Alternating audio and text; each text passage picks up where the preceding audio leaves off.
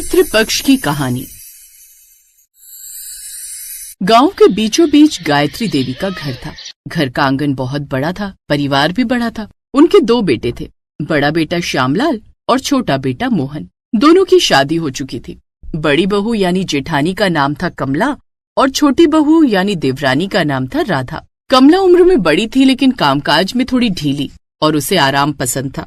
वहीं राधा मेहनती, फुर्तीली और हर काम में आगे। पितृपक्ष का पवित्र समय आने वाला था। सास ने अपनी दोनों बहुओं से कहा, बहुओं, कल तुम्हारे ससुर जी का श्राद्ध है तो तुम सुबह जल्दी उठकर सब काम कर लेना। याद रहे, पहले घर की साफ सफाई होती है, उसके बाद ही रसोई बनाने का काम।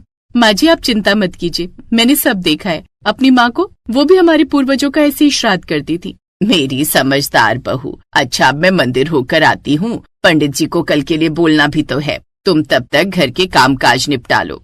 गायत्री मंदिर चली जाती है। फिर भगवान के दर्शन करने के बाद, पंडित जी, कल उनका श्राद्ध है तो आप 8 बजे तक आ जाइएगा। जी आप फिक्र मत कीजिए, मैं समय पर आ जाऊंगा। अगले दिन राधा सुबह सुबह मुर्गे की बांग से उठ गई। राधा जल्दी उठी और नहाकर घर के कामकाज में लग गई। चलो, आज का दिन बहुत बड़ा है। पितरों का तर्पण करना है, आंगन रसोई सब चमचम होना चाहिए। वो स्नान कर आंगन में झाड़ू लगाने लगी। उधर कमला अभी बिस्तर पर आराम से लेटी हुई थी। कुछ देर बाद, अरे राधा, तू तो मुर्गे से पहले ही उठ गई। थोड़ा आराम भी कर लिया कर, पूजा तो पंडित जी का काम है। हाँ दीदी, लेकिन उससे पहले घर आंगन साफ सुथरा भी तो होना चाहिए, तभी तो पितर प्रसन्न होंगे। कमला ने सिर हिलाया और फिर से खाट पर जाकर लेट गई। आज के लिए खीर, पूड़ी, चने की दाल, लौकी की सब्जी, पापड़ और पिंड बनाने के लिए चावल उबालने होंगे। वो चूल्हे पर लकड़ी सुलगाने लगी। धुआं उठा तो उसकी आंखें लाल हो गई और खांसी भी उठने लगी।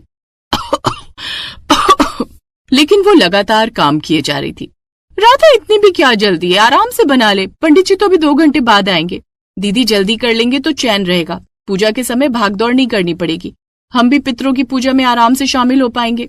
इतने में सास श्रीमती जानकी आंगन में आई। अरे वाह राधा, तूने तो आधा काम भी कर लिया।